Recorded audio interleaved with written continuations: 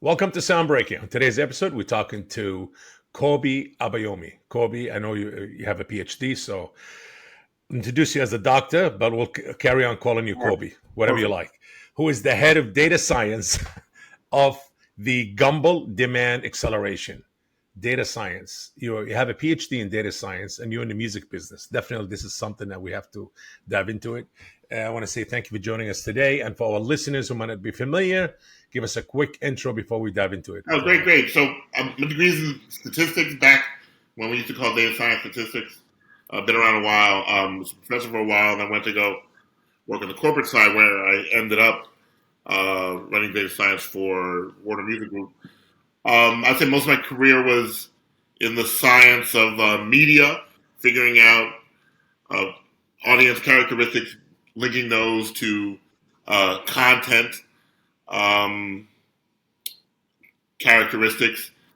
This type of person likes this type of stuff and can be shown in this type of day, which is, the science of advertising technology, right?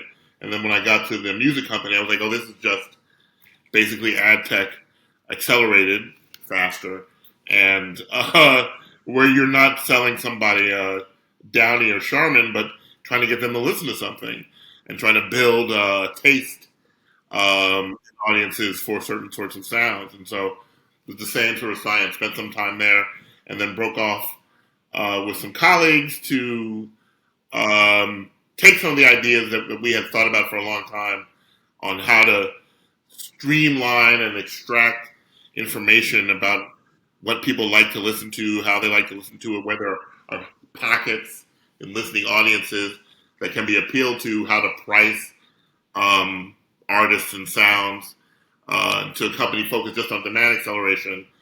And I've joined Arizona State University as a professor in their statistics and data science department to keep growing that enterprise. Hmm. More like behavioral science. You know how It's people like behave. the ability Behavioral. to predict. People are predictable if you know what to look for. Amazing. And you also have your own startup venture. Am I right? That's Or Gumbel Demand Acceleration, right? That's the startup, and that's yeah, that's a startup. the Okay. science behind that are the things that I learned from doing statistics for 20 something years and doing ad tech for 10 years. What made you like really go that route? Like, hey, with all the experience I gain, I want to start, my own thing, and I think I'll be able Yeah, to yeah, yeah. change and contribute.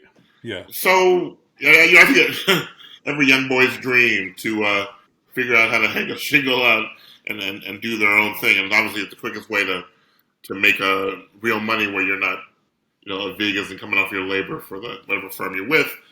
Um, After staring at data around identity and advertising for 10 years, and then doing some more years doing that with respect to music, I felt that I was like, okay, I know what's going on, and I can see what's happening here. And one of the things that scientifically was interesting to figure out was to take the content itself and use that as the thing you use to predict behavior and affinity. So one way of predicting whether somebody likes something, really coarse, categorize it first. An action film, right? How many people are going to watch an action film this summer? As Marvel and the rest of those franchises have learned, there's only so granular you can get with that prediction, right? Calling something an action film. People have idiosyncratic tastes. Those tastes are time dependent. They're curated or diminished by exposure to other things. These are all things we talk about in math science all the time. And the same thing goes on with music, right? Like, so our way of enjoying, if you just put it like that, sounds is something that's curated culturally, things we've been exposed to, things our parents were exposed to, currents coming from different areas of the planet, clave, reggaeton. And when you're successful uh, at incorporating sonic elements in something and getting it in front of an audience at the right time then you have a hit. It's a mixture between people's prior affinity and novelty, and that's what makes a hit. And we found that we were very good at being able to predict, in terms of the sound itself, what people were going to be into and how that changed over time. And so, for me, old fashioned. One of the guys who sits around and talks about how bad music is today, and I feel that one of the ways to do something more virtuous in music is just to have a deeper understanding of this granular state it's in, and to be able to confront and address that in an intelligent way, right? You want to sell a product, you go to a country, you don't know anything about the people, you're going to sell hamburgers or hot dogs, right? Like, this is fats and sugars. People like fats and sugars. And you can say that that's sort of what governs a lot of music today, right? Fats and sugars.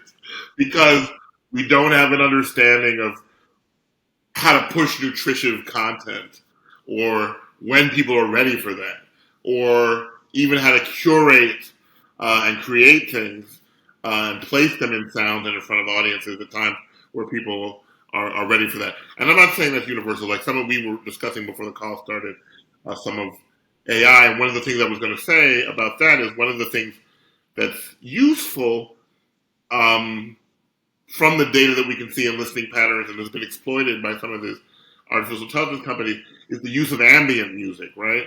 And music which conveys a particular mood, a particular remembrance, and how that fits in. And so if you can see these notions and do that for stuff you're going to play as background music, you can incorporate some of that in what you're doing when you're trying to push an artist or a sound.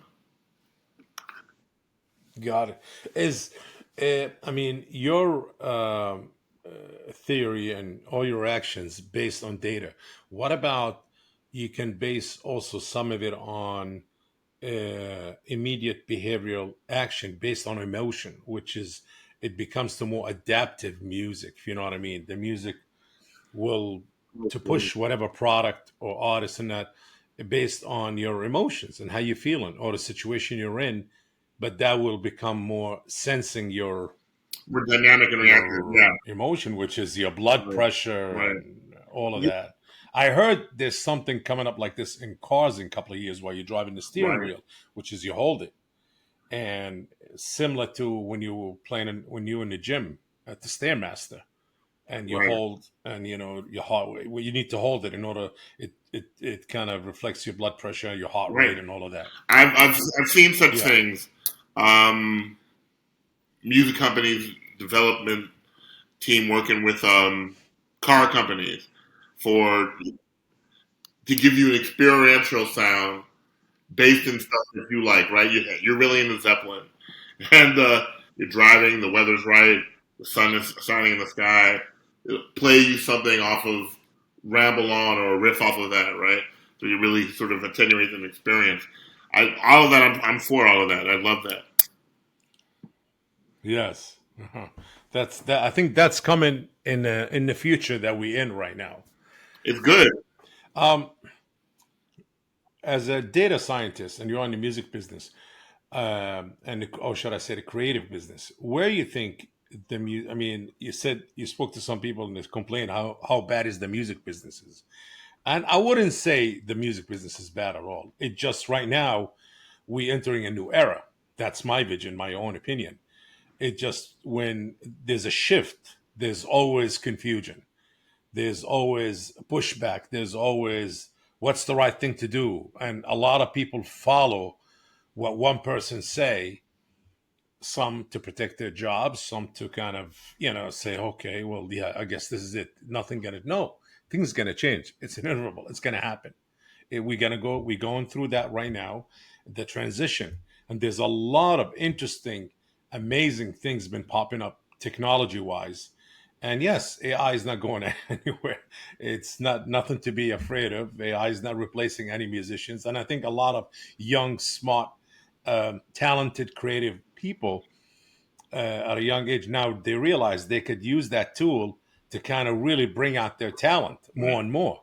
And I think technology proved that we're all Right. talented in a Right. certain way. And when it comes to being creative in the art world, we all have something in us because we're humans. We have Right. that in us to be creative, talented, to be moved, our Right. emotion moved by a sound, by a song, by lyrics. So we all have it in us. It just sometimes you need something to bring it out. And I think technology and AI, the accessibility right now it's having, it's really making it easier and making it. But I've seen some interesting, really creative stuff that's been popping up, and I was baffled. I was like, wow, this is amazing. I was excited about it. Sure. Not, oh, sad. No, because nothing stays Right. forever.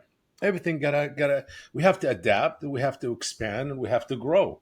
So as a PhD data scientist who've been in the, worked with people in the music business and advertising Yeah. business, that's all creative. That's all based on behavioral Right. actions. Well, What's Bob, your I was having a conversation just a couple of days ago with a colleague, and with somebody in the music business, and I was talking about Serato. You know Serato? The Serato is a company. They make a DJ kit and software to run um, uh, what you do as a DJ. Essentially, it's a DAW on your computer, library of all your sounds, MP3s or whatever, and you hook it up to your turntables.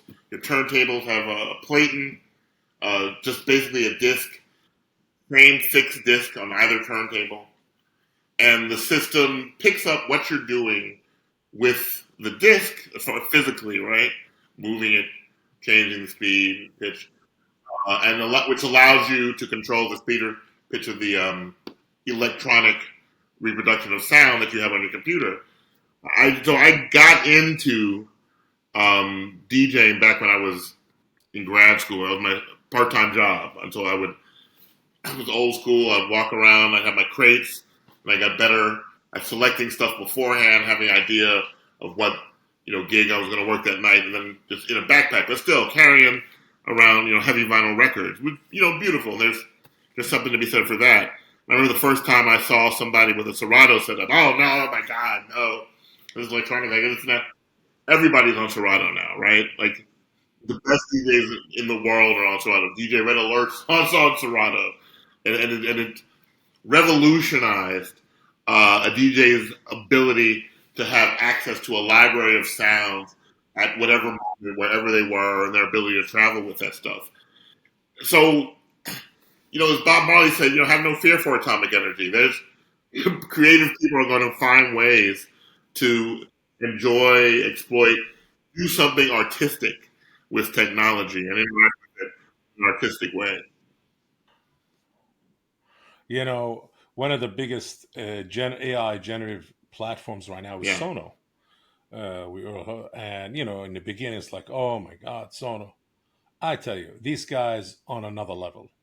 Kudos to them. I support what they're doing. I think they're doing an amazing job.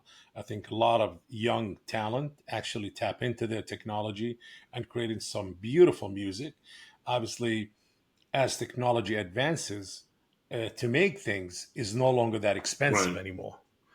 Back in the day when I used to have my record label, I had a studio in New York. Even though I didn't have the big, massive studio that I needed to bring in, a 8-piece band or a 10-piece band. No, it was pretty much a rack, an insulated small room in my office. I had to build myself, actually, me and a couple of Yeah, guys in Midtown right. Manhattan. I built it up and just went to what do you call it? Sam, I forgot the name of the Ham store. City. They sell Ham guitars and City. all of that. Yes, no, yeah. And I bought all the equipment, all the modules I need, and a mic. That's all you need, and a mixing Yeah, board. That's it. And I had this young fella. He was an engineer, kind of self-taught yeah, engineer, and he knew he was obsessed with machines, and he told me what to buy, what not to buy, and modules, computerized. This is all computerized. Sounds been recorded, samples been done, and for you to yeah, use. It had thousands of yeah. sounds, and so all you needed just one creative producer come in, create this whole thing, Right. you know, and he didn't even have to play really piano. And we had a keyboard just for certain things to kind of hear the sounds, how would they go, and that's it, and a right. So mic. And here you go. You could produce records like this all day long. so now, from like, so, I will say, um, and this is no different from what I would, from sort of business guidance that the majors or anybody who's dealing with art should follow. We have to have attribution of rights, right? Like we can't have firms just scraping up all of recorded sounds and then creating novel ones for free, right? Like the people who created art that exists that has to be compensated. The good news is we have ways to do that. And if Yes, as a data scientist, I'm sure you there's ways to do all of this, gather information, what records been used, and I'm sure they're working it. It's going to happen. It's the same thing when streaming started. It started with right, downloads, that's illegal right, downloads, that's they right, call it. But then everybody got upset, and that's it. They're killing the music business no more. The music business is finished and it's done. And boom, a brand new boom just right. opened up. It was I, a boom I, in I the remember music business. Platforms open up. Yes, I remember. Yeah, yeah, suing grandmothers and in Nashville for yeah, for yeah. for downloading a Def Leppard album. Yes, and I think Sono had the brains and they had the backing and they have the creativity and the vision. I think they will lead that and everything will be worked out Well, fine. But also they're taking it to another level right now where how do we listen to right, music? They're also shaping that, you know, where how do we listen to music? How do we enjoy it? And I would say musically, which became TikTok in 2018, I think, yeah, 17, right, and that was the beginning. That was the beginning of how music will be right, consumed in the near future. And here we right. are. Fast forward, I would say about 8 years, Well, and here I we think are. there's a lot And of that's where it's gonna. again virtuous places to destinations from these points of departure. One in the so one of the things I told you I worked in ad tech before I went to over to music, and when I was working at the music company, I always felt I'm doing nothing but trying to get people to listen to more music, right? You deal with the attention budget a lot in ads. Like I got to drag somebody away from their Facebook page to click on this thing. But in music, you can give immersion to the creative, and people can be involved in other activities, like you said, driving, doing whatever else, cooking. These things are beautiful. They're calming. They add to society. If you ask me, I think if you have a choice between do I want a society where people are staring at a TV or they're playing some music, I'll take the second one, right? And so I think one of the things that the DSPs have helped, the short form stuff has helped in getting people to get back to having more immersion, more ambient sounds as part of their existence. I think that's a beautiful thing. More time, less to music, less time making war. Like that's wonderful, and I think it's a good place to that that again the technology and the art are bringing us two together. Yes, and I'm excited. I'm looking forward to see the new wave us consuming music and how would it be. But definitely, it'll be more AI will be involved in generative AI will be involved in videos and creativities, And another thing, and a lot of young talent we're going to that I see. think that so there's also some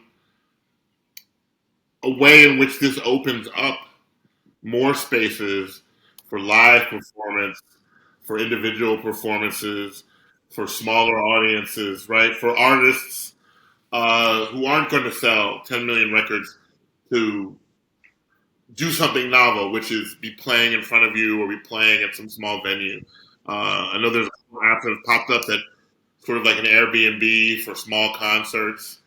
You have your house set up as a venue. People will come, listen, and all of that, and bringing music back into being more of what we do every day. Um, Yeah.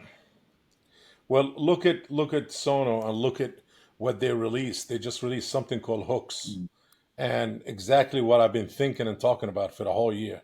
And a lot of my interviews, not talking about Sono and what they coming up with, no, what they came up with, and it tells me that somebody that actually, well, or a group of people having extremely, I would say, futuristic vision and to kind of do this. And I've been talking about it, and I see it coming to life. I was shocked when I seen it last night. I was like, wow, this is exactly what I'm talking about. You know, as TikTok coming to an end here, I guess, I don't know if it's gonna TikTok will be the same, but now things being taken to the next level. And somebody's seen it, say, hey, you know what? I know what everybody wants. I know what the young people did. I don't want to just press and stream. I don't mind press and streaming, but I don't want to play and participate. Sometimes it's fun. You Yeah, should. That's yeah. why not. Technology is available. Look what they're doing. And I think this is where the future going. The near future that we're going to transition to. And that's how we're going to consume music. It's going to be all combined. And that's what TikTok and Instagram Reels did. It's combining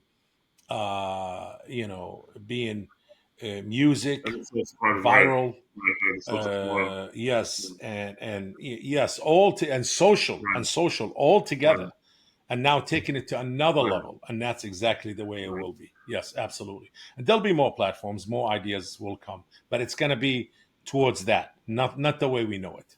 Totally different. Would it be subscription? I doubt it. I think that old subscription thing is going to come to an end in a way because it You're just gonna make a doesn't lot of make people sense mad to if me. you're gonna tell them It they really can't doesn't. charge rent. But I'm with you. Yeah, I too wish that we yeah, had yeah.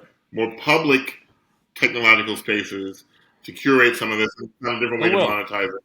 Yeah, Yes, yeah, it will. yeah. Trust me. You'll see. Remember All this right, interview. all right, we will. all right. We will, brother. I really enjoy talking to you. I'm glad, I have to say, and I'm going to say it out loud, that, we've been trying to get together since early Yeah, this year, yeah, I would yeah. say. Well, so Yes, I yes. I left. know I this. moved from San Diego to Arizona, and there's still you look Yes. behind me boxes and stuff. So yeah. But San Diego is a beautiful place, my Oh, friend. God country. I don't It's know. one of the best places to live in. I can't ignore that. Longevity. I heard the air is great, the beaches, the weather's It's like beautiful living in a there. postcard. And is what, Yeah. yeah. It's gorgeous. Yes. So, what's new on your agenda? I know you got your project and you've been really working very hard. We spoke about it the Sure. last time. So The we, Gumbel demand we, acceleration. Yeah. I put out a paper earlier this year, one of the top math journals, on some of the science behind demand prediction. And this is really around audience segmentation. We have another one we're getting ready to drop. Talk about dropping papers. Academia like music around just the sound as an object itself and how predictive that is, like the information in an actual sound content. And you know, I mentioned with you before we spoke um, about the group at Georgia Tech and some of the work that they're doing. I'm at ASU now, and so I'm glad to be here in the data science department and starting to grow some of these ideas here with colleagues in their art school and their design school. This is like you're saying, the marriage of the creative side and the technological side, and what it can give people as far as an increased level of participation and increased artistic experience is something that we're just at the frontier of. And I do think it will go that way. Like I feel very strongly about that. I don't think it's going to be a passive thing where we'll just make more stuff and throw more things at people. I think the technology, as it becomes more accessible, and people's natural desire to create, are going to force things in that direction. And I, you know, spend this third of my life being part of it, and so I'm excited about that. Cool. I always ask our guest, what advice you have for the newer, upcoming entrepreneurs and generation who wants to enter this business. But now I'm going to flip it. I'm going to say, what's your advice to people who've been in this Sure. business, who for a long time, and as said, they emotional Right. followers, they not the type where, put their foot down, say, no, it's going to go this way. It's changing. Let's It's at accept it. some point But you have to not be a passenger, but be a listener. And I think about this a lot. And this is, related. All of life is, I try to say holistically in parenting, right? Like, I've got a child as this child has grown, it's required something different of me. As a teenager now, right? And so the nurturing daddy, the curating daddy, has to change into the conversant daddy who steps back and lets things happen. And so I think a lot of people who have a stake in the industry, we're looking for their willingness to try new things and to not be combative around new things. Again, we started off the conversation talking about rights and attribution. I'm not saying that. I'm not saying that we should abrogate the entire history of royalties and people who've made creative art that needs to be accounted for and to be compensated for, and it will be, it can be. But it's a real opportunity for people in the music industry. I don't want to say something trite like get on board, but to join in leading the direction it goes rather than sort of, retrenching and fighting. I'm old fashioned. I like old things. I have old phonographs. I have a reel-to-reel back here. Those are all beautiful pieces of music history. But I also have this computer, and I also have machine learning models, and I also, have a DAW, and I also have Serato. So all of this is part of the story. Amazing. This is really amazing. Listen, Dr. Kobi and my good friend Kobi, it was definitely great having you here today. Really enjoyed the conversation. And anything else you want to say before we? No. I love that seduction album. Is that the one "Nothing Matters Without Love" on it? And the heartbeat. Oh my God! Yes, So yes. I have the extended version. Absolutely. Now, this don't make no kind of sense. Walking around here so intense. That's a good track. Well, definitely was great, man. Great talking to you. And this concludes today's episode of SoundBreaker. Please make sure to follow us on social. Till next episode. Thanks again. See ya. If you enjoyed today's episode, make sure to share the SoundBreaker podcast. And if you are joining us on YouTube, please like this video and subscribe to the channel. Until next time.